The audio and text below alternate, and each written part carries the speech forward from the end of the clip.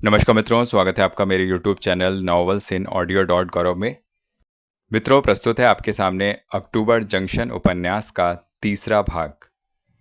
पहले के दो भाग भी हमारे चैनल पर आ चुके हैं और इस अक्टूबर जंक्शन की प्लेलिस्ट बनी हुई है, वहाँ पर जाके आप ये तीनों भाग देख सकते हैं। इसके बाद चौथा और अंतिम भाग भी आएगा।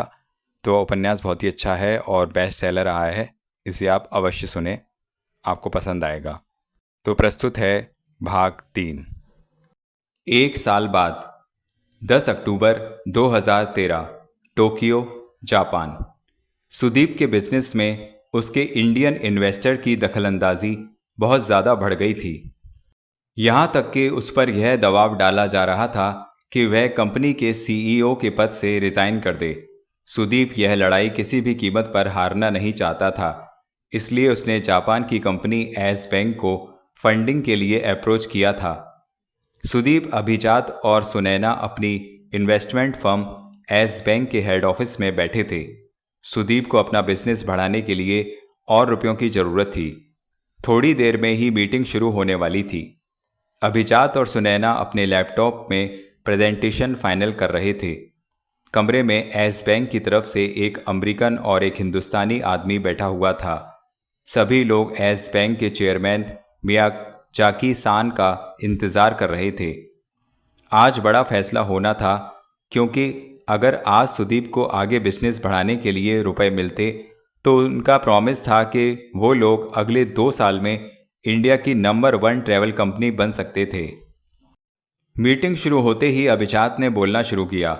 उसने बताया कि कंपनी ने कुछ अच्छा किया है, उनका ट्रैफिक बढ़ भी रहा है। उसको प्रेजेंटेशन को बीच में रोककर मियाजाकी सान ने उनको बोला कि आपने तो इससे बहुत ज़्यादा प्रॉमिस किया था। इसके जवाब में सुनैना और अभिजात ने समझाने की कोशिश की, लेकिन उनकी बात से जापानी आदमी कन्विंस नहीं हुआ। सुदीप उनकी बातचीत में अभी तक चुप था। मियाजाकी ने पूछा, आप अपना ट्रैवल का बिजनेस कैसे बढ़ाएंगे? इससे पहले कि अभिजात इसका जवाब देता, सुदीप अपनी सीट से खड़ा हुआ और मियाजाकी की तरफ देखकर समझाना शुरू किया। सर, मैं आपको यह समझाना चाहता हूं कि हम लोग ट्रैवल बिजनेस हैं ही नहीं। सुदीप की यह बात सुनते ही पूरे कमरे में सब लोग सकते में आ गए।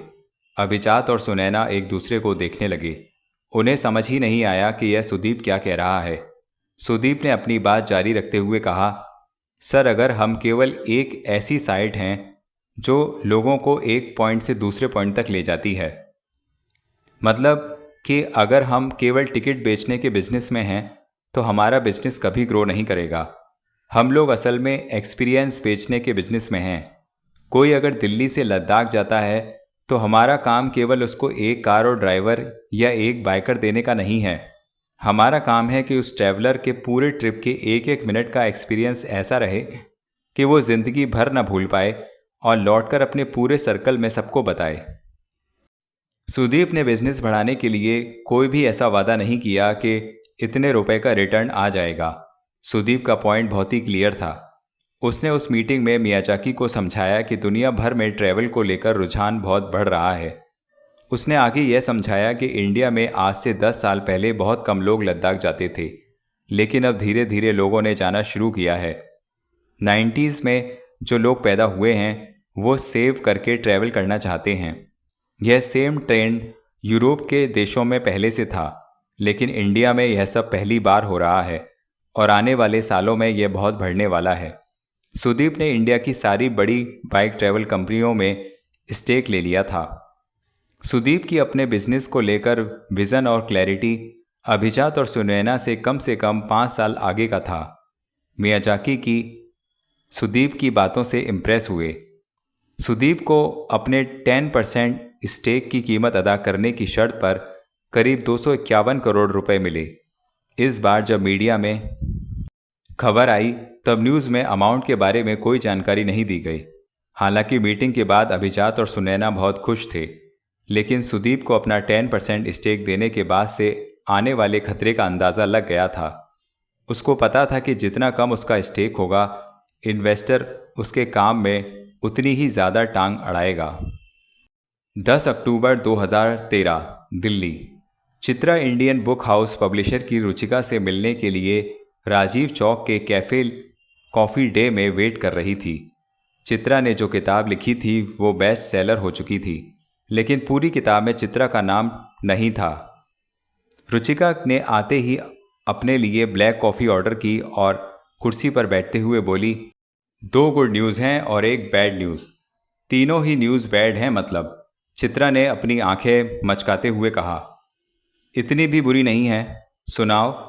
रुचिका ने कॉफ़ी का सिप लेते हुए कहा, पहली गुड न्यूज़ ये है कि अगर तुम एक और किताब की घोस्ट राइटिंग करती हो तो पिछले बार से डबल पैसा मिलेगा।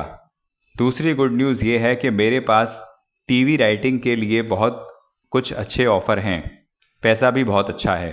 तुम बोलोगी तो मीटिंग करा दूंगी। बैड न्यूज़ ये है कि तुम्हारी बुक हम इस साल भी पब्लिश नहीं कर पाएंगे।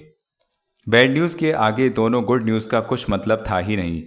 चित्रा ने सोचने के लिए 1-2 दिन का टाइम लिया। वह किसी भी तरह से चाहती थी कि उसकी बुक आ जाए। उसने रुचिका से उसकी किताब न आने की वजह जानने की बहुत कोशिश भी की, लेकिन रुचिका ने कोई सीधा जवाब नहीं दिया। उसने टॉप मैनेजमेंट वगैरह की कोई बात बोलकर उसको टरका दिया। चित्रा को यह उम्मीद थी कि अब तो उसकी लिखी हुई किताब बेस्ट सेलर हो चुकी है, अब तो उसको चांस मिल ही जाएगा। पैसे की दिक्कत तो थी ही नहीं, क्योंकि पिछली बार भी घोस्ट राइटिंग करके उसको इतने पैसे नहीं मिले थे कि वह आराम से 1-2 साल काट पाए। पैसे के लिए वह आर्टिकल भी लिखने लगी थी, लेकिन आर्टिकल लिखने के चक्कर में टाइम बहुत चला जाता था, जिस टाइम में वह अपनी बाकी बची हुई किताबें पूरी कर पाती। किसी भी लेखक के लिए इससे बुरा कुछ नहीं हो सकता कि उसकी अलमारी में न छपी हुई किताबों का कोना बड़ा होता जाए। यह वैसे ही है जैसे साल भर में हमारी न ली हुई छुट्टियों का हिस्सा पता नहीं कब बढ़ जाता है। जिंदगी में न जिए हुए दिनों का कोटा बढ़ता जाता है। खुद को सीरियसली लेने के चक्कर में आदमी भूल ही जाता है कि एक दिन सब ठाट धरा रह जाएगा। हर बीता हुआ दिन अपने न जिए जाने का हिसाब मांगता है।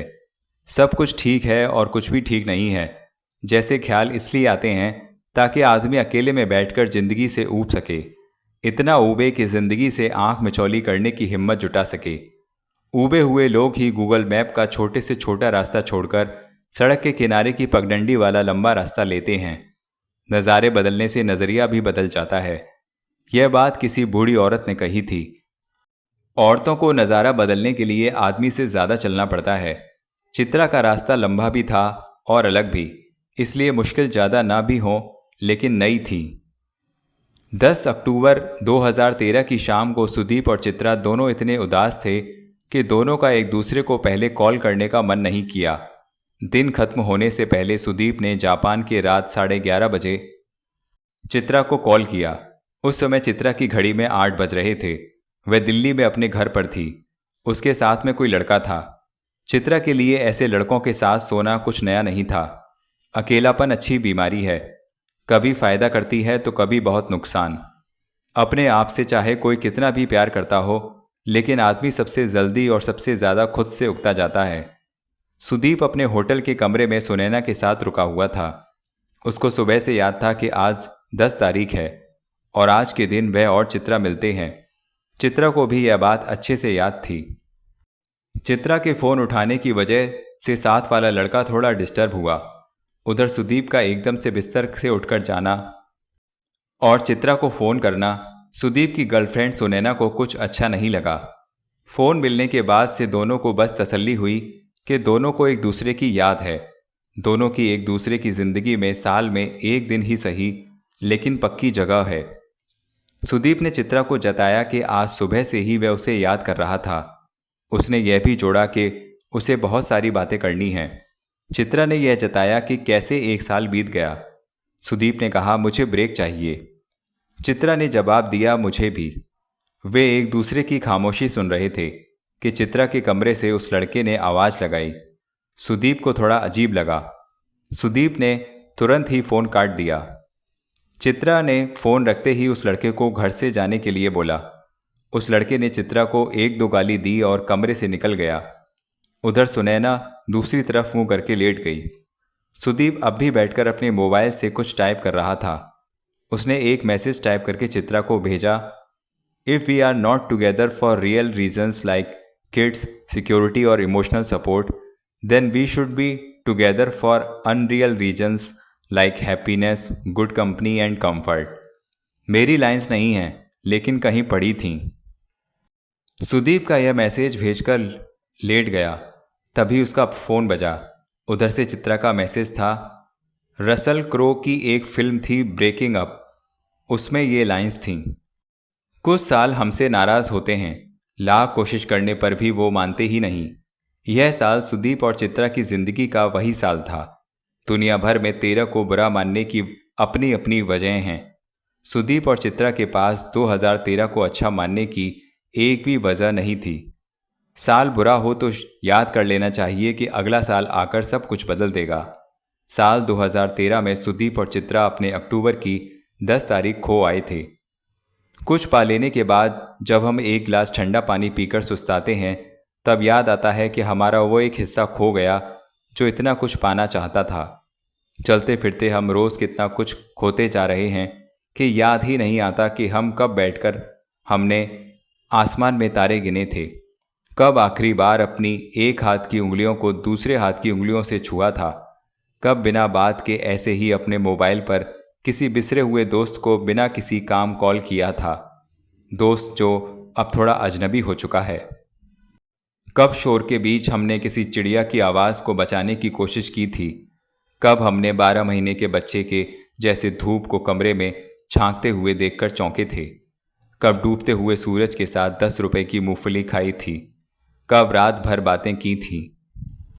कुछ पा लेने की राह पर रोज भागते हुए भूल ही जाता है कि अपने खोए हुए हिस्से को बचा लेना ही असली पाना है। हम शाम होने तक अपने पीछे एक पूरी दुनिया खोकर घर लौटते हैं। दिन ऐसे खाली होकर साल हो जाते हैं। एक साल बाद 10 अक्टूबर 2014, गोवा।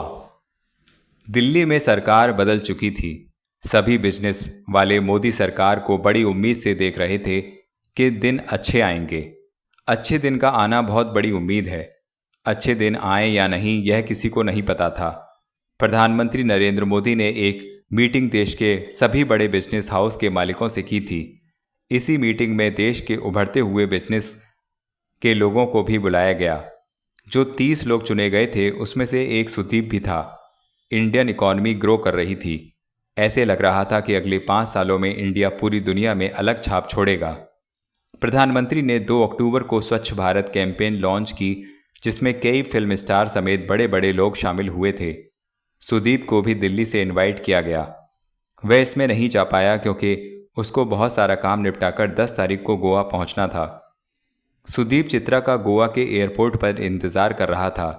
चित्रा की फ़्लाइट थोड़ी लेट थी। सुदीप अपनी कंपनी के काम से इतना पक चुका था कि उसने चित्रा के आते ही अपना मोबाइल बंद कर दिया। भीड़ भाड़ सुदीप को पसंद नहीं थी और उसको कुछ लोग पहचान भी लेते थे। चित्रा के आते ही उसने चित्रा पर टॉन्ट कसते हुए कहा, वो लड़का नहीं आया साथ में तुम्हारे?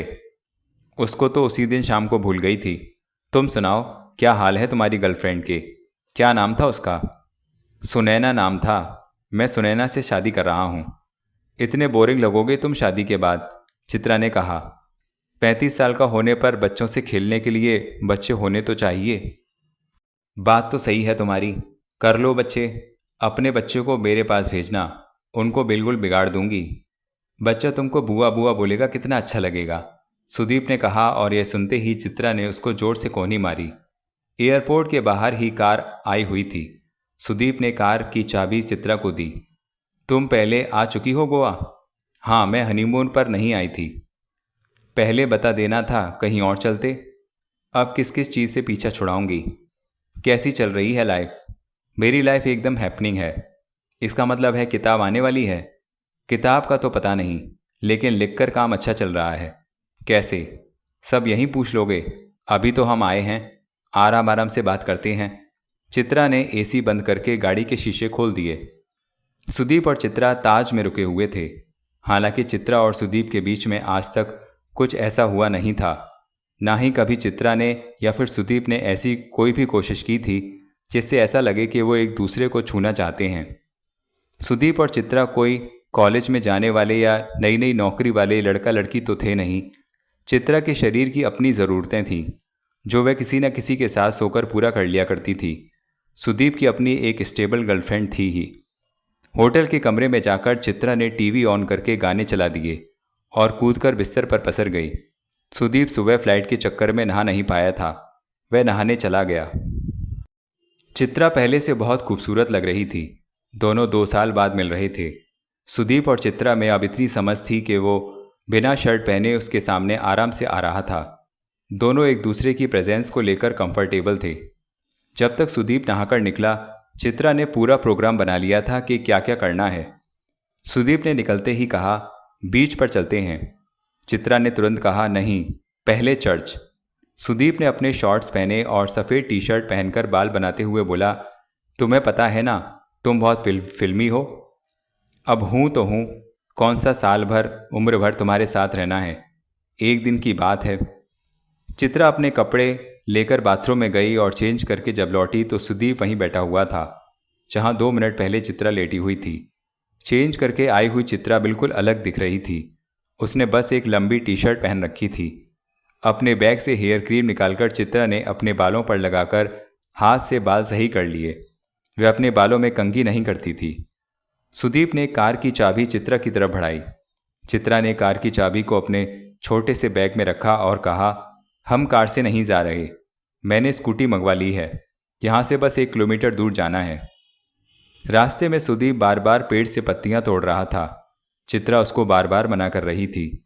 जैसे वे धीरे धीरे चल रहे थे वैसे ही उनके बीच की बातें भी धीरे धीरे चल रही थीं। 2 साल बाद मिलने की खुशी दोनों को थी। स्कूटी चित्रा चला रही थी। पहले दोनों चर्च गए। चित्रा ने सुदीप को थोड़ी देर वहां चुप बैठने के लिए कहा। चित्रा ने एकदम मन लगाकर आंखें बंद कर ली, ठीक ऐसे जैसे वो सब कुछ पूरा हो जाएगा जो कुछ उसने सोच रखा है। चित्रा को मगन देखकर सुदीप ने भी कुछ देर वहां अपना मन लगाया। चर्च से निकलने के बाद सुदीप ने बड़ा ही घटिया सा सवाल किया, क्या मांगा? इस पर चित्रा ने वही घटिया सा जवाब दिया, मैं क्यों बताऊं? सुदीप और चित्रा इसके बाद बीच पर गए। वहां जाने के बाद उन्होंने जल्दी जल्दी पीना शुरू किया। जल्दी वे इसलिए पी रहे थे ताकि नॉर्मल हो जाएं और अपना सब कुछ थोड़ी देर को भूल जाएं। मैं इस लाइफ टाइम में तुम्हारी किताब पढ़ पाऊंगा कि नहीं? हमें आज मिले हुए 4 साल हो गए, अभी तक तुम्हारी किताब नहीं आई। सुदीप ने पूछा। यार इतना आसान नहीं है। मैंने एक राइटर के लिए घोस्ट राइटिंग की थी। घोस्ट राइटिंग क्या होती है? यही कि किताब मैंने लिखी लेकिन किताब पर मेरा नाम नहीं आएगा। ऐसा क्यों किया तुमने? पैसों की ज़रूरत थी। तुम्हें मुझे बोलना था, सुदीप ने कहा। इसके बाद चित्रा कुछ बोली ही नहीं। थोड़ी देर बाद सुदीप को अपनी गलती का एहसास हुआ। उसने कहा, अच्छा सॉरी, आगे बताओ। तो अच्छी बात यह है कि जो किताब मैंने लिखी थी वो लाखों में बिक गई, इसलिए उसके राइटर ने मुझे अगली किताब भी दे दी है लिखने के लिए। लेकिन उसमें तुम्हारा नाम नहीं आएगा ना? हाँ वो है, लेकिन पैसे अच्छे हैं। एक बार पैसे सेव हो गए तो अपनी किताब भी लिख पाऊंगी। ऐसे किताब लिखने का मोटिवेशन ही नहीं आ रहा। बार बार चिंता होती रहती है कि रेंट कैसे दूंगी, खर्चा कैसे चलेगा। चित्रा ने बात खत्म करते हुए अपनी अगली ड्रिंक ऑर्डर की। चित्रा ने अपनी बात जारी करते हुए कहा, और टीवी में सीरियल लिखने का काम भी आ रहा है मुझे। उसमें तो नाम मिलेगा ना? उसमें पैसा अच्छा है लेकिन नाम नहीं आएगा। क्यों? क्योंकि वो किसी और राइटर के नाम से आएगा। टीवी राइटर के पास इतना काम है कि वो खुद नहीं पूरा कर सकते, इसलिए बाहर आउटसोर्स कर देते हैं। तुम इसलिए लिखना चाहती हो कि तुम्हें कोई भी नहीं जाने? नहीं। फिर ये क्यों कर रही हो? बस थोड़े दिन की बात है। ऐसे वो दिन कभी नहीं आएगा। देखो मुझे ज़्यादा पता नहीं राइटिंग का, लेकिन तुम यही करती रह जाओगी। दूसरों के लिए कोई कैसे लिख सकता है? तुम नहीं समझोगे, मुझे समझना भी नहीं। मुझे बस ये पता है कि मैं किताब पर चित्रा पाठक का नाम देखना चाहता हूँ। यह बोलकर सुदीप उठकर चित्रा के पास गया। उसको कुर्सी से उठाकर जोर से गले लगा लिया और उसके माथे पर चूम लिया। चित्रा ने सुदीप को जोर से पकड़ लिया और कान में धीमे से कहा, thank you for coming. Sudeep और चित्रा वहां से उठकर सामने ही समंदर के किनारे बहुत देर टहले। टहलते टहलते चित्रा ने सुदीप से पूछा, तुम्हारा काम कैसा चल रहा है? मैं जहां बुक माई ट्रिप को देखना चाहता हूं वहां तक ले जाने में मुझे 2 साल और लगेंगे। पता नहीं मेरे पास उतना टाइम है कि नहीं। शायद मुझे हटा दें। हटा कैसे सकते हैं? तुम्हारी ही कंपनी है ना। हाँ, मेरी ही कंपनी है, लेकिन मैं अपने कुछ और शेयर भी बेच चुका हूँ। अगर बोर्ड ऑफ डायरेक्टर्स बैठकर फैसला लें तो मुझे हटा सकते हैं, लेकिन अभी मुझे इस बारे में कोई बात नहीं करनी। सुदीप ने समंदर के किनारे टहलते हुए चित्रा के कंधे पर हाथ रख दिया। चित्रा ने सुदीप के शॉर्ट्स की पीछे वाली जेब में हाथ डाल लिया। पानी उनके पैर से छूकर लौट रहा था। इस बीच एकाएक पानी जोर से आया। इससे पहले कि वे बचने की कोशिश करते, दोनों पूरी तरह भीग चुके थे। दो लोग जब तक एक दूसरे को यह नहीं बताते कि वे रोते किस बात पर हैं, तब तक करीब नहीं आते। चित्रा और सुदीप के रिश्ते की सबसे अच्छी बात शायद यही थी कि उन दोनों में से किसी एक को भी प्यार जैसा नहीं लगा था एक दूसरे के साथ। वे बस एक दूसरे के लिए छुट्टी की तरह से थे, जिसका इंतज़ार वे साल भर करते। पुराना सब कुछ भूलकर नया शुरू करने की हिम्मत एक दूसरे को देते। ऐसा रिश्ता हर किसी की ज़रूरत है। बस दिक्कत यह है कि जब कोई इतना अच्छा हमें मिलता है तो हम उसको रोकने की कोशिश करते हैं। रोकने की कोशिश में सब कुछ बह जाता है। छुट्टियां तभी तक अच्छी हैं जब तक वो मुश्किल से मिलती हैं। इस बार पहली बार सुदीप और चित्रा के बीच वो सब कुछ हुआ जो किसी भी लड़के और लड़की के बीच हो सकता है। सुदीप और चित्रा जब सुबह सोकर उठे तो एक दूसरे में ऐसे फिट थे जैसे दोनों के शरीर को सालों से एक दूसरे की आदत हो। दो लोग जब एक दूसरे को पूरी तरह से समझ लेते हैं तो बीच की खाली जगह खोकर एक दुनिया हो जाते हैं। सुदीप चित्रा की दुनिया नहीं थी, बल्कि उसकी दुनिया से दूसरी दुनिया के बीच की खाली जगह थी, जिसको भरने की कोशिश करते ही वो पूरा एक दिन खो जाता। जिस साल सुदीप चित्रा से मिलता था, उस साल के दिन 364 गिन लेता था। यूं एक दिन का गुमशुदा होना कैलेंडर को भी अच्छा लगता है। बढ़िया ही हुआ कि दोनों को अभी तक प्यार नहीं हुआ, वरना वे एक दूसरे के पते अभी तक भूल चुके होते। सुदीप ने ऐसे ही गोवा की एक शाम को डूबते हुए सूरज की ओर देखते हुए चित्रा से कहा था, हमें शायद कभी मिलना ही नहीं चाहिए था। ऐसी उदास बातों पर मेरा कॉपीराइट है। चित्रा ने यह बोलकर डूबते हुए सूरज को एक सेकंड के लिए रुकने का बोल दिया। पूरी दुनिया एक सेकंड के लिए उस रुके हुए सूरज में डूब गई। सुदीप ने अपने बैग से अपनी वही किताब निकाली और चित्रा की तरफ बढ़ा दी। चित्रा ने उस पर 10 अक्टूबर 2015 की तारीख डाल दी। लौटने पर सुदीप को सुनैना के सवालों का सामना करना पड़ा। आखिर वह फ़ोन बंद करके कहाँ गायब था। सुदीप ने एक सस्ता सा झूठ बोल दिया कि वो घर पर कुछ इमरजेंसी थी। वह लखनऊ गया था। लखनऊ गए सुदीप को सालों हो चुके थे। अपने घर लौटने की उसकी सारी वजहें खो चुकी थीं। एक साल बाद 10 अक्टूबर 2015 मुंबई। बुक माई ट्रिप ऑफिस, सुबह 9 बजे। सुदीप यादव जब रोज की तरह अपने ऑफिस पहुंचा तब उसको रिसेप्शन पर ही रोक दिया गया। अभिजात और सुनैना उसको एक केबिन में लेकर गए।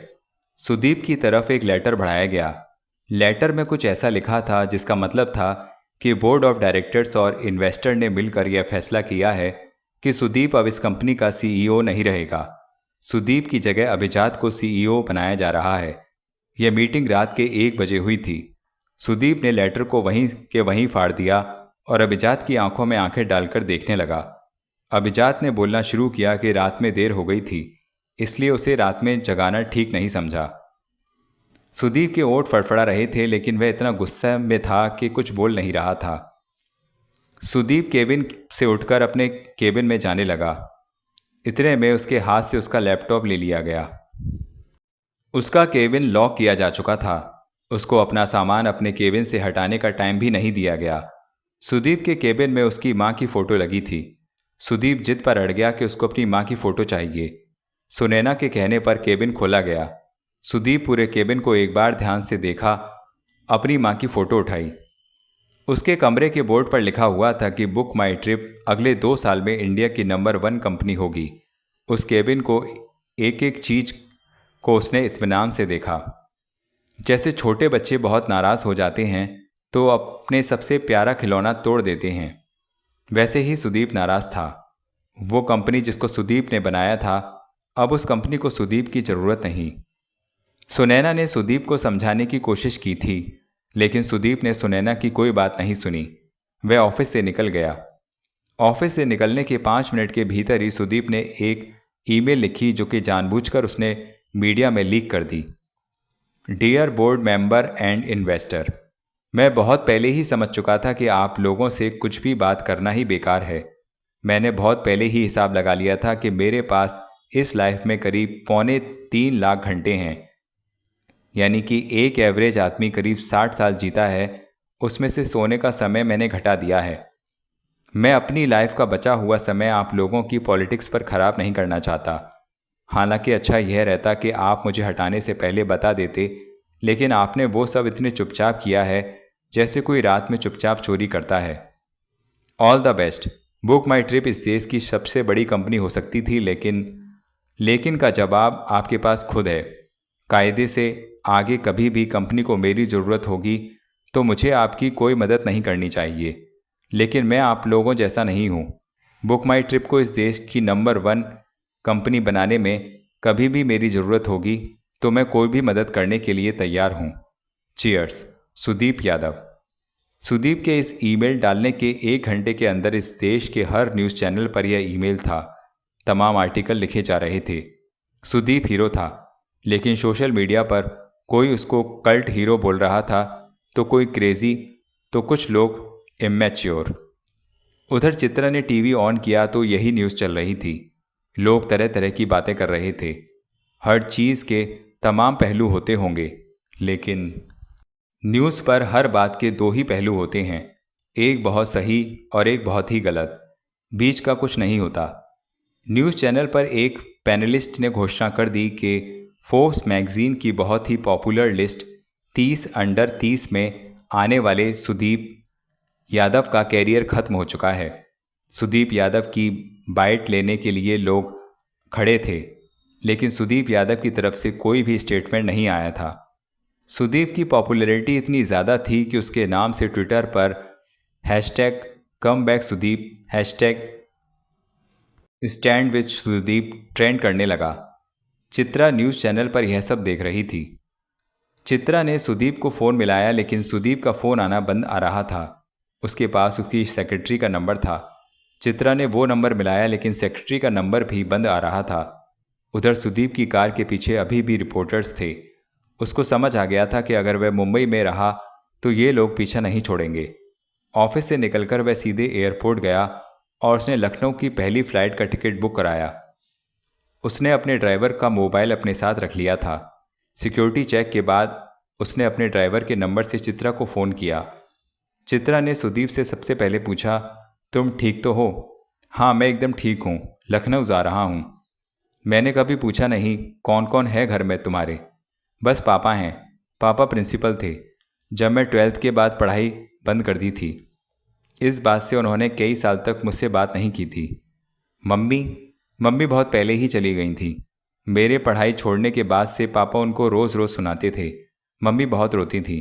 एक दिन मम्मी सोई और उठी ही नहीं। मुझ पर भी पता नहीं किस बात की जिद थी। थोड़ा बहुत पढ़ लेता तो क्या फ़र्क पड़ता। सॉरी, मुझे पता है। मैंने इसलिए कभी अपना घर नहीं खरीदा। मैं इसलिए होटल में रहता हूँ क्योंकि मुझे डर लगता है घर से। मुझे लाइफ में बस एक ही मलाल है कि मम्मी जाने से पहले देख नहीं पाई कि मैं कुछ कर भी सकता हूँ। इधर कुछ दिनों से मम्मी की बहुत याद आ रही है। कमाल की बात है, वे लोग कभी घर बनाने में अपना एक भी मिनट खराब नहीं करते जो कभी भी घर बना सकते हैं। यह जानते हुए कि यहाँ हमेशा नहीं रहना, ऐसे में अपना घर बनाना और घर होना इस दुनिया का सबसे बड़ा धोखा है। यह भ्रम ऐसा ही है जैसे ट्रेन की सीट को आदमी हमेशा के लिए अपना समझ ले। एक दिन स्टेशन आएगा और हम उतरने के बाद पीछे मुड़कर भी नहीं देख पाएंगे। चित्रा ने खामोशी तोड़ते हुए पूछा, पापा तो अब खुश होंगे कि उनका बेटा इतना बड़ा आदमी है। पता नहीं, हमारी कभी सही से बात ही नहीं होती। बस जब भी अखबार में मेरा नाम आता है तो वो सारी कटिंग संभाल कर रखते हैं। सुदीप बोलते बोलते रुक गया। चित्रा ने भी कुछ पूछने की जल्दबाजी नहीं दिखाई। चित्रा, हाँ बोलो। तुम आ जाओ, मैं रखता हूँ। फ़ोन काटने के बाद चित्रा को लखनऊ के घर का एड्रेस का SMS मिला। चित्रा ने अगली फ़्लाइट चेक करके अपना टिकट बुक कराने की कोशिश की, लेकिन किसी भी फ़्लाइट में कोई जगह नहीं थी। उसने स्टेशन जाकर लखनऊ मेल में TT को पैसे देकर सीट ले ली। चित्रा को पूरे रास्ते सुदीप की चिंता थी और 10 अक्टूबर को न मिल पाने का मलाल था। 11 अक्टूबर 2015, लखनऊ। सुदीप के पापा को भी जर्नलिस्ट कल से फ़ोन कर रहे थे। सुदीप के पापा ने लखनऊ के विराम खंड गोमती नगर में अपना घर बनाया था। घर में उनका एक पुराना नौकर साथ रहता था। घर पर 2 फ्लोर थे और ऊपर वाले हिस्से में सुदीप के पापा रहते थे। नीचे वाला फ्लोर उन्होंने किराए पर दे रखा था। नीचे वाला फ्लोर वहीं घर के पास में TCS यानी टाटा कंसल्टेंसी सर्विसेज में काम करने वाले कुछ लड़कों ने ले रखा था। ये लड़के अपनी नौकरी से रोज बोर होते हुए सोचते थे कि उनको सुदीप यादव जैसा बिजनेसमैन बनना है। जब सुदीप ने पापा को बताया कि उसकी एक दोस्त भी आने वाली है तो उन्होंने एक कमरा साफ करवाकर चद्दर और तकिया बदलवाकर रख दिया। इस कमरे में सुदीप की माँ की बहुत बड़ी तस्वीर लगी थी। चित्रा ने घर पहुंचकर मुंह हाथ धोया। सुदीप अब भी सो रहा था। सुदीप के पापा छत पर अखबार पढ़ते हुए चाय पी रहे थे। टेबल पर 3 अखबार रखे थे, एक हिंदी का दैनिक जागरण और अंग्रेजी के 2 अखबार, टाइम्स ऑफ इंडिया और इकोनॉमिक्स टाइम्स। चित्रा को उसके पापा ने छत पर आकर चाय पीने के लिए बुलाया। चित्रा ने वहां आने के थोड़ी देर बाद सुदीप वहां आया। इकोनॉमिक टाइम्स में सुदीप के ऊपर एक अच्छा खासा लंबा आर्टिकल आया हुआ था। पापा ने पूरा आर्टिकल पढ़ने के बाद भी सुदीप से कुछ नहीं पूछा। पिछली शाम से अभी तक इन दोनों के बीच कोई बातचीत शुरू नहीं हुई थी। चित्रा के वहां पहुंचने के बाद भी कोई बातचीत आगे नहीं बढ़ रही थी। आखिरकार पापा ने ही बात शुरू की। दिन में क्या खाओगे तुम लोग? कुछ भी, सुदीप ने कहा। कुछ भी नहीं बनता हमारे यहाँ। बेटा आप क्या खाएंगी? पापा ने चित्रा से पूछा। चित्रा ने पलटकर पूछा कि घर में कौन कौन सी सब्जी है। पापा ने बताया कि जो पसंद हो वो सब्जी आ जाएगी, सब्जी मंडी पास ही है। इसके बाद चित्रा और पापा की बातचीत होने लगी। पापा ने बताया कि सिटी मॉन्टेसरी स्कूल के मालिक जगदीश गांधी उनके दोस्त हैं, तो वह अक्सर बच्चों की क्लास लेने जाते हैं। चित्रा ने पूछा भी कि इतने बड़े घर में वह बोर नहीं होते। पापा ने बताया कि वह वैसे ही जिंदगी काट रहे हैं जैसे कि सुदीप की माँ जिंदा हो। वह वही सीरियल देखते हैं, वही गाने सुनते हैं जो उसकी मम्मी को पसंद थे। उन्होंने वहीं छत पर अपना पढ़ने वाला कमरा दिखाया जहां हजारों किताबें रखी थीं। अलमारी खोलकर उन्होंने एक फाइल दिखाई जहां पर वो सारे अखबार की कटिंग थी जिसमें सुदीप का नाम आया था। उन्होंने उस दिन के इकोनॉमिक टाइम्स की कटिंग भी वहीं उस फाइल में लगा दी। जब भी सुदीप को कॉलेज ना ज्वाइन करने की वजह से डांटता तो इसकी मम्मी हमेशा कहती थी, मत डांटा करो इसको, देखना एक दिन बहुत नाम रोशन करेगा। आपकी आंटी से लव मैरिज हुई थी? चित्रा ने किताबों की अलमारी से एक किताब निकालकर पूछा। हाँ, वो यादव नहीं थी। शादी के बाद भी मैंने सुदीप की मम्मी का नाम चेंज नहीं कराया। इस बीच पापा ने सुदीप की कुछ नोटबुक निकालकर चित्रा की तरफ बढ़ाई। इसकी मैथ्स तो अच्छी थी, बचपन में ये बच्चों की कहानियां लिखता था। चित्रा सुदीप के पुराने नोट्स पलटने लगी। सुदीप अभी भी चुपचाप बैठा हुआ था। चित्रा ने सुदीप को वहीं कमरे में बुलाया। तुमने बताया नहीं तुम लिखते भी थे। वो लड़का कब का मर गया जो लिखता था। ऐसे मत बोलो, आगे क्या प्लान है तुम्हारा? कुछ भी नहीं पता, फिलहाल तो 1-2 वकीलों से बात हुई है, मैं केस करूंगा। पापा अभी तक वहीं थे। वो वहां से यह कहकर निकल गए कि सब्जी लेने जा रहे हैं। नौकर कभी अच्छी सब्जी लेकर नहीं आता। क्या पूरे घर में छत सबसे अच्छी लगती है? क्यों? क्योंकि आसमान रोज बदल जाता है। जैसा वो आज है ऐसा अब कभी नहीं होगा। जब भी आसमान में देखता हूँ तो सोचता हूँ कि उस पार की दुनिया कैसी होगी, उस पार कुछ है भी या नहीं। जब मम्मी की याद आती है तो आसमान देखता हूँ। बचपन में जो कहानियाँ लिखता था वो भी ऐसे ही होती थीं। मेरे सारे कैरेक्टर आसमान के उस तरफ होते थे। सुदीप यह बोलने के बाद आकर दोबारा कुर्सी पर बैठ गया। उसने नौकर को फिर से 2 कप चाय बनाने के लिए कहा। कितने दिन हो लखनऊ में? चित्रा ने अखबार में कटा हुआ हिस्सा सुदीप को दिखाकर पूछा। अभी कुछ नहीं पता। कल बहुत दिनों बाद अच्छी नींद आई। ऐसी नींद कई सालों से नहीं आई थी। सुदीप उठकर किताब वाले कमरे में गया और अपनी नोटबुक उठाकर पढ़ने लगा जिसमें उसने कहानी लिख रखी थी। तुम तो इतना घोस्ट राइटिंग करती हो, कभी मेरी किताब भी पूरी कर दो। चित्रा ने उसके हाथ से नोटबुक लेकर अपने पास रख ली। कर दूंगी, तुम भी क्या याद रखोगे। अब ये बताओ लखनऊ में कहाँ घुमा रहे हो? चलो शाम को तुमको गजिंग कराकर लाते हैं। गजिंग क्या होता है? चित्रा ने पूछा। हजरतगंज में बिना काम के घूमने को गंजिंग करना कहते हैं। शाम को सुदीप अपने पापा की कार में चित्रा को लेकर हजरतगंज निकल पड़ा। सुदीप हजरतगंज बहुत दिनों बाद आया था। वहाँ चौराहे पर हनुमान मंदिर के पास में ही बहुत बड़ी कार की पार्किंग बन गई थी। पार्किंग में कार लगाकर सुदीप हनुमान मंदिर आया और अपने जूते उतारे बिना दूर से ही कुछ देर तक हनुमान जी की आंखों में देखता रहा। चित्रा वहीं पड़ोस में खड़ी होकर चौराहे पर आता जाता ट्रैफिक देख रही थी। इस वाले हनुमान जी की आंखें बिल्कुल अच्छी लगती हैं। मैं पहले भी जब भी आता था तो हमेशा आंखों में देखता था। थोड़ी देर तक देखो तो लगता है आंखों की पुतलियां हिल रही हैं।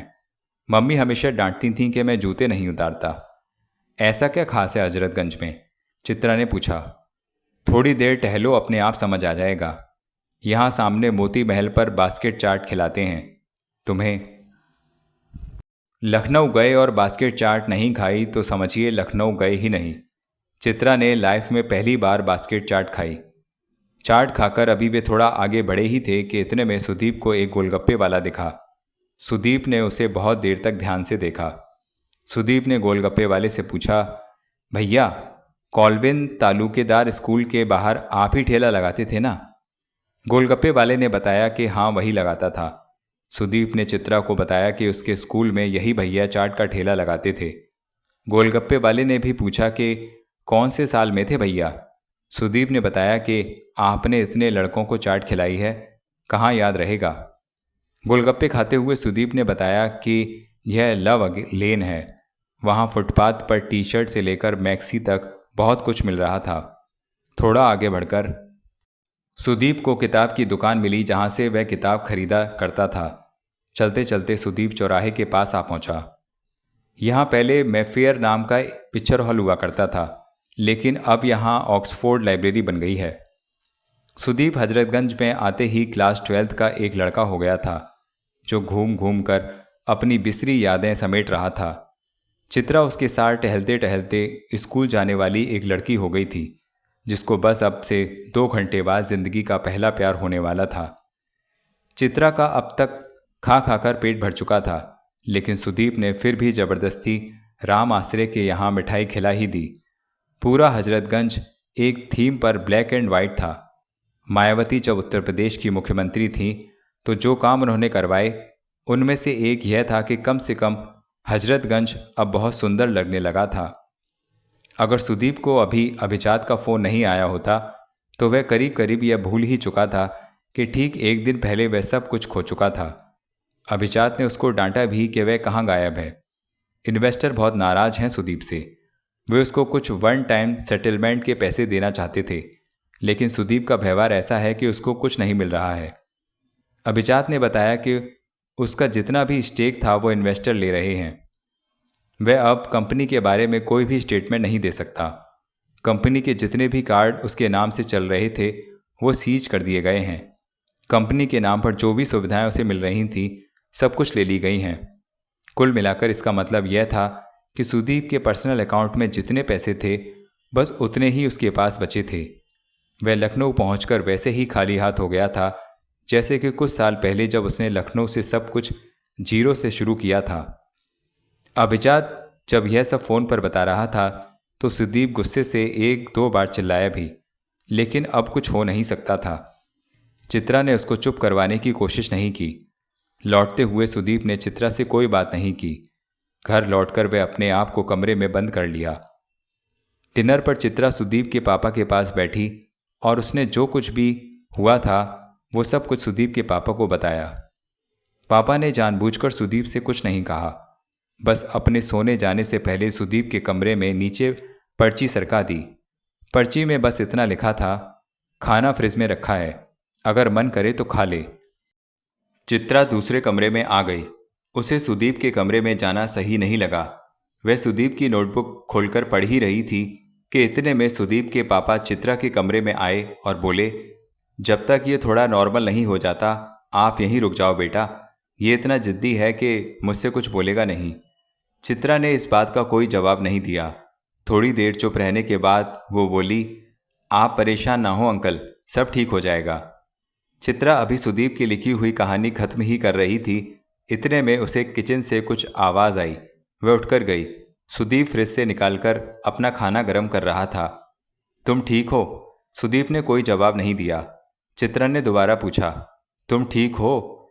सुदीप ने अब भी कोई जवाब नहीं दिया। उसने बड़े ही आराम से खाना अपनी प्लेट में रखा और खाने लगा। चित्रा वहीं डाइनिंग टेबल के पास बैठ गई। खाना खाने के बाद सुदीप उठकर अपने कमरे में जाने से पहले चित्रा से कहा, सॉरी, कुछ भी बोलने का मन नहीं कर रहा, सुबह बात करते हैं। सुदीप अपने कमरे में जाकर कुर्सी पर बैठ गया। चित्रा जानबूझकर उसके कमरे में गई और सुदीप को बहुत जोर से गले लगा लिया। चित्रा के गले लगाते ही जैसे सुदीप के अंदर का सारा गुस्सा पिघलकर आंसू हो गया। वह बहुत जोर से चिल्ला रहा था, जैसे कोई मर गया हो। दूसरे कमरे में पापा को भी नींद नहीं आ रही थी, लेकिन वह उठकर सुदीप के पास नहीं आए। चित्रा ने कुछ नहीं कहा, बस वह सुदीप को गले लगाए बैठी रही। दोनों कब सो गए, न चित्रा को याद था न सुदीप को। सुबह उठकर चित्रा छत पर गई। अखबार में सुदीप के बारे में वही खबर थी जो एक दिन पहले अभिजात ने दी थी। सुदीप ने अपना ट्विटर का अकाउंट डीएक्टिवेट कर दिया था। यह खबर भी चित्रा को अखबार से मिली। अभी तक घर के नीचे रहने वाले लड़कों को भी खबर लग चुकी थी कि सुदीप आया हुआ है। उनमें से एक लड़का सुदीप से मिलने घर भी आया, लेकिन पापा ने उसको भगा दिया। चित्रा ने सुदीप के पापा का नंबर लिया और अपना नंबर सुदीप के पापा को दिया। सुदीप के उठने से पहले वह दिल्ली के लिए निकल गई। सुदीप के पापा ने रोकने की कोशिश भी की, लेकिन चित्रा रुकी नहीं। चित्रा का चले जाना सुदीप के पापा को थोड़ा सा खटका। सुदीप को थोड़ा समय अकेलापन चाहिए था और चित्रा उसमें कोई खलल नहीं डालना चाहती थी। चित्रा सुदीप को इतनी अच्छी तरह समझती थी कि वह और रुककर उसकी परेशानी बढ़ाना नहीं चाहती थी। कई बार थोड़ी देर के लिए चले जाना बहुत देर के लिए लौट आने की तैयारी के लिए बहुत ज़रूरी होता है। चले जाने से पैदा हुई एक खाली जगह में एक नई दुनिया बनकर लौट आने की गुंजाइश होती है। ऐसे रिश्ते जो खाली जगह को सहेज कर नहीं रख पाते, वो तालाब के पानी के जैसे बासी हो जाते हैं। कुछ रिश्तों को ऐसे ही छूना चाहिए, जैसे ठंड में घास पर जमी ओस की बूंदें को नंगे पांव छूते हैं। रोज़ सुबह बूंद नई हो जाती है और बूंद को छूकर पांव पुराने नहीं होते। एक बूंद ओस, आंसू, नदी, समंदर और बरसात में ढलती हुई एक साल हो जाती है। एक साल बाद 10 अक्टूबर 2016 मुंबई। सुदीप अपनी ही कंपनी से अपने हिस्से के लिए केस लड़ रहा था। अभी मामला नेशनल कंपनी लॉ ट्रिब्यूनल में पेंडिंग था। उसको समझ तो आ ही गया था कि उसको हटाने में अभिजात और सुनैना का भी बहुत हाथ है। उसको अभिजात पर गुस्सा तो बहुत आया, लेकिन वह अब इन सब बातों से आगे बढ़ चुका था। पिछले एक साल में उसका बहुत समय लखनऊ में पापा के पास बीता था। पापा से अब उसकी कुछ बात होना शुरू हुई थी। पापा कभी कभार चित्रा से भी फ़ोन पर बात कर लेते थे। हालांकि वह कभी समझ नहीं पाए थे कि ये दोनों साल में बस एक दिन ही बात करते हैं। एक दिन किसी के नाम पर कर देना उम्र भर नाम कर देने जैसा है। वो एक दिन फैलकर पल, घंटे, दिन, साल, सदियां कुछ भी बन जाता है। सुदीप को चित्रा के साथ बिताया हुआ हर एक 10 अक्टूबर याद था। सुदीप को एक बहुत बड़ी कंपनी में अपने यहाँ पार्टनरशिप ऑफर की थी, लेकिन सुदीप अब बदल चुका था। वह किसी को कुछ प्रूव नहीं करना चाहता था। नई कंपनी अच्छा कर रही थी, लेकिन सुदीप को अब मज़ा नहीं आ रहा था। वह बस अपनी पुरानी कंपनी में अपना हक चाहता था। वह यह चाहता था कि बस जितनी मेहनत उसने की थी वो वेस्ट ना हुई हो। धीरे धीरे सुदीप के बारे में अखबार में आना लगभग खत्म ही हो चुका था। दुनिया भी तभी तक आपके बारे में चिंता करती है जब तक आप उसको मज़ा दे रहे हों। सुदीप से मीडिया को मज़ा आना बंद हो गया था। मीडिया ने मज़े लेने के लिए नए लोग ढूंढ लिए थे। मीडिया में आजकल हाउसिंग.com के राहुल यादव के चर्चे थे। उसको अक्सर ही इंडियन स्टार्टअप का बैंड बॉय कहा जाता था। उधर फ्लिपकार्ट.com के सचिन और बिन्नी बंसल, पेटीएम के विजय शेखर शर्मा के नाम से करीब रोज ही अखबार भरे रहते थे। हिंदुस्तान के कॉलेज का हर लड़का अब इंजीनियर या एमबीए करके नौकरी करने के अलावा भी एक सपना देखता था कि वह अपनी कंपनी डाले और कहीं से करोड़ों रुपए की फंडिंग उठा ले। स्टार्टअप करना अब इस देश में नई नौकरी हो चुकी थी। सुदीप यादव का नाम बड़ा होने के रास्ते में जाने से ठीक पहले एकदम से गुमनामी में चला गया था। इधर चित्रा की जिंदगी में लिखते लिखते ऐसा पहली बार हुआ था कि जिस लेखिका की किताब के लिए वह घोस्ट राइटिंग करती थी, उसने चित्रा के काम से खुश होकर उसे इंडियन बुक हाउस पब्लिशर के मालिक से चित्रा की किताब की बात कर ली थी। पब्लिशर को उसका काम पहले ही पसंद आ गया था। बस रुचिका बीच में पढ़कर उसको आगे नहीं निकलने दे रही थी। रुचिका का काम था कि वह पब्लिकेशन के लिए नए लेखक ढूंढे, लेकिन वह अपने लालच के चलते नए लेखकों को आगे नहीं आने दे रही थी। इंडियन बुक हाउस के मालिक को जब ये बात पता चली तो उन्होंने रुचिका को नौकरी से निकाल दिया। उसने चित्रा को लिखी कोई पुरानी किताब तो नहीं ली, पर उसको एक नई किताब लिखने के लिए कुछ एडवांस रॉयल्टी दी। चित्रा को इस बात से कोई दिक्कत नहीं थी। अब फाइनली ऐसा लग रहा था कि 2017 में उसकी अपनी किताब आ जाएगी। पिछले साल चित्रा के बिना बताए जाने की वजह से सुदीप थोड़ा सा परेशान हुआ था, लेकिन वह जिंदगी की जिस स्टेज में था वहाँ कुछ भी उसे एक हद से ज़्यादा परेशान नहीं कर पाता था। जिंदगी एक हद तक ही परेशान करती है, उसके बाद वो खुद ही हाथ थाम लेती है। जिंदगी ताश के पत्ते जैसे ही भरोसे का खेल है। जिनको होता है वो परेशान भले दिखें, अंदर से परेशान होते नहीं। इसलिए खेल में पत्ते अच्छे हों या खराब, जीतने वाले आखिर ब्लाइंड में भी जीत ही जाते हैं। जिंदगी पर ब्लाइंड खेलने जितना भरोसा रखना ताश के पत्ते पर बाजी लगाने जितना आसान होता नहीं। इसलिए लोग हारने से बहुत पहले ही हार चुके होते हैं। तय यह हुआ था कि इस बार सुदीप चित्रा से हिमाचल प्रदेश के धर्मशाला में मिलेगा। चित्रा वहां पर Tibetan institute of petroleum arts में बच्चों के लिए एक वर्कशॉप लेने गई थी। वहां उसको 9 दिन रहकर बच्चों की कहानियां लिखना सिखाना था। चित्रा को इस काम के पैसे भी मिल रहे थे। जिस लेखक के लिए वह घोस्ट राइटिंग करती थी, असल में आना उसे था, लेकिन वह उस समय बाहर घूमने जा रही थी। चित्रा को बच्चे पसंद भी थे, इसलिए जब चित्रा से वर्कशॉप के लिए पूछा गया तो वह तुरंत मान गई।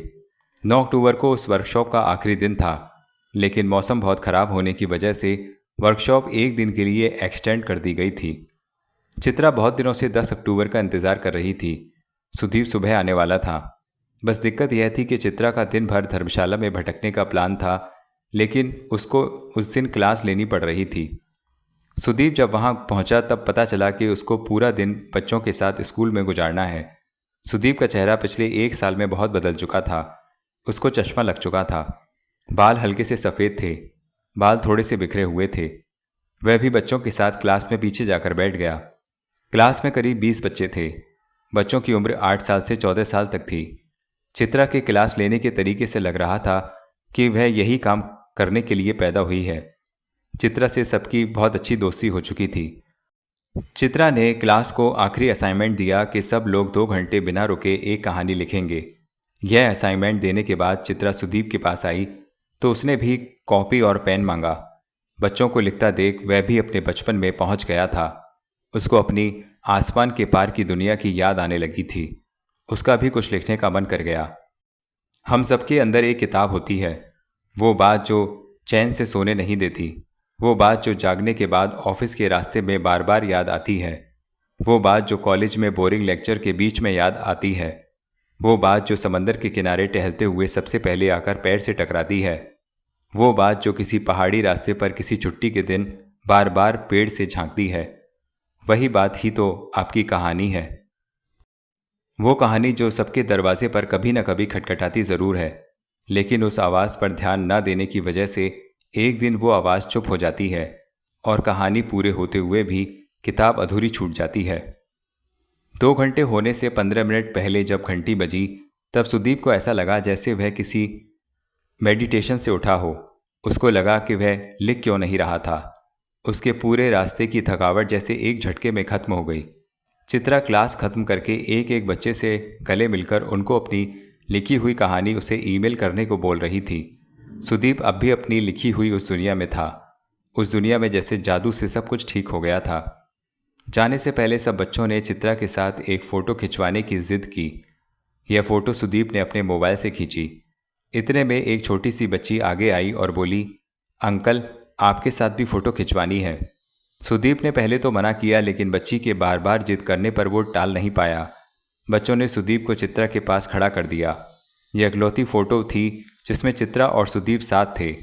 दुनिया के किसी कागज़ पर उनका नाम साथ नहीं था। वो अभी तक गिनकर 20 दिन भी साथ नहीं रहे थे। क्लास से निकलकर चित्रा सुदीप के पास आई। सुदीप अब भी अपनी कहानी में और पहाड़ों में खोया हुआ था। स्कूल से निकलकर उन्होंने धीमे धीमे चलना शुरू किया। तो क्या? सुदीप ने कहा। मेरे पास एक गुड न्यूज़ है। दोबारा शादी कर रही हो? नहीं। फिर? 2017 में मेरी पहली किताब आ रही है। मुझे रॉयल्टी के पैसे एडवांस मिले हैं। क्या बात है। I am so happy for you. Sudeep ने चित्रा को गले लगा लिया। गले लगे हुए चित्रा ने कहा, फाइनली। सुदीप ने प्यार से चित्रा के सिर पर हाथ सहलाकर उसके सारे बाल खराब कर दिए। किताब आते ही बेस्ट सेलर हो जाएगी तुम्हारी। अब कहाँ पहचानोगी तुम द चित्रा पाठक? पहचानूंगी कैसे नहीं? नहीं, राइटर का कोई भरोसा नहीं करना चाहिए। तुम भूल जाओगी। कभी फ़ोन भी करूँगा तो बोलोगी, कौन सुदीप? चुप करो। मैं बहुत खुश हूँ। तुम सबसे पहले इंसान हो जिसको ये बता रही हूँ। एक खुशखबरी मेरे पास भी है वैसे। क्या सुनैना से शादी कर रहे हो? नहीं, सुनैना और अभिजात शादी कर रहे हैं। लेकिन अभिजात तो तुम्हारा दोस्त था ना? चित्रा ने थोड़ा सा चौंकते हुए कहा। हाँ, दोस्त था, दोस्त है, चलता है लाइफ में। तुम जा रहे हो शादी में? नहीं, मुझे नहीं बुलाया। खैर, तुम खुशखबरी देने वाले थे। हाँ, वो तो मैं भूल ही गया। खुशखबरी ये है कि जो रिटायरमेंट में 35 की उम्र में लेने वाला था, वो मैं अब 32 में ही ले रहा हूँ। नई कंपनी को बड़ा कर दिया है, लेकिन अब वही सब कुछ बार बार करने का मन नहीं है। यह कहते हुए सुदीप ने हाथ चित्रा के कंधे पर रख दिया। वे बात करते हुए थोड़ा सा बाहर निकल आए थे। आसपास का व्यू बहुत अच्छा था। सुदीप रुककर पहाड़ों को, आसमान को अपनी आंखों से देख रहा था। यहाँ से थोड़ा आगे मैजिक व्यू कैफ़े है। बहुत अच्छी चाय मिलती है वहाँ। अच्छा, खैर तुम सही में रिटायर हो रहे हो? हाँ, बस हो गया मेरा। करोगे क्या? न तुमने शादी की न बच्चे। पता नहीं क्या करूँगा। तुम्हारे केस का क्या चल रहा है? केस चल रहा है। अगर तुम केस जीत गए तो पैसे कितने मिलेंगे? कंपनी की उस समय की वैल्यू पर है, लेकिन फिर भी गई से गई हालत में 240 करोड़ के ऊपर ही मिलने चाहिए। मैजिक व्यू कैफ़े आ चुका था। ओल्डेस्ट चाय shop since 1984 magic view cafe के नीचे लिखा था। यह बहुत ही छोटा सा कैफ़े था। ट्रैक पर आए हुए लोग वहाँ सुस्ता रहे थे। वहाँ पहुँचने वाले किसी भी लड़के या लड़की को कोई जल्दी नहीं थी। ना ही ऑर्डर देने की जल्दी थी, ना ही ऑर्डर लेने वालों की। इस दुनिया की आधे से ज़्यादा परेशानियों की वजह एक ही है, जल्दबाजी। चित्रा और सुदीप को ना दोस्ती की जल्दी थी, ना ही प्यार की। यह कहानी अगर केवल दोस्ती तक ही होती तो वे ऐसे बार बार मिलते ही नहीं। अगर यह कहानी प्यार की होती तो यह दुनिया की सबसे बोरिंग कहानी होती। मैं पूरी लाइफ में अगर सारी किताबें भी बेस्ट सेलर लिख दूं तो भी मैं कभी 240 तो क्या 24 करोड़ भी ना बना पाऊंगी। चित्रा ने चाय का ऑर्डर देते ही कहा। सुदीप अब भी व्यू का मज़ा ले रहा था। चित्रा, अगर मान लो तुम्हें एक भी पैसा ना मिले, तुम्हारी एक भी किताब ना बिके, तो क्या तुम लिखना छोड़ दोगी? नहीं, मैं फिर भी लिखूंगी। तो बस फिर पैसे का मत सोचो। मैंने अपनी कंपनी इसलिए नहीं बनाई थी कि मैं करोड़पति हो जाऊंगा। चाय आ चुकी थी। चाय की भाप आसमान के बादल को पिघला रही थी। चित्रा खुश थी कि 10 अक्टूबर को वह सुदीप के साथ थी। खैर, ये बताओ क्या करोगे इतने पैसों का? चित्रा ने चाय के गिलास को दोनों हाथों से पकड़कर घूंट लिया। तुम्हें चाहिए तुम ले लेना। इतना तो है ही कि काम चल जाए। वैसे भी कौन सी मेरी शादी हुई है कि बीवी के सामने नखरे करूं और नखरे झेलूं। इसलिए तो रिटायर हो रहा हूं। सोच तो लो, रिटायरमेंट के बाद करोगे क्या? क्या पता अपनी बचपन की कहानियां पूरी करूं। धर्मशाला से चलने से पहले सुदीप ने चित्रा को मुराकामी की किताब दी। लिख दो डेट, अगले साल तक तो तुम बड़ी राइटर हो जाओगी, फिर कहाँ टाइम मिलेगा। चित्रा ने किताब लेकर उस पर 10 अक्टूबर 17 की तारीख डाली और कहा, अगले साल मैं अपनी किताब पर डेट लिखूंगी। किताब पर डेट लिखते हुए चित्रा की नज़र बुकमार्क पर गई। जिस पेज पर बुकमार्क लिखा था उसमें एक लाइन अंडरलाइन थी। But one thing is certain, when you come out of the storm you wouldn't be the same person who walked in. That's what this storm is all about. इस एक साल में बहुत सारा पानी और थोड़ी बहुत दुनिया बह गई थी। तो मित्रों, इस प्रकार अक्टूबर जंक्शन का तीसरा भाग समाप्त हुआ। आशा करता हूँ आपको ये कहानी अवश्य पसंद आ रही होगी। तो वीडियो को लाइक कर दीजिए और कमेंट में हमें बताइए। चैनल तो आपने सब्सक्राइब कर ही दिया होगा। वीडियो को शेयर कीजिए, फ्रेंड्स रिलेटिव सभी को बताइए। धन्यवाद।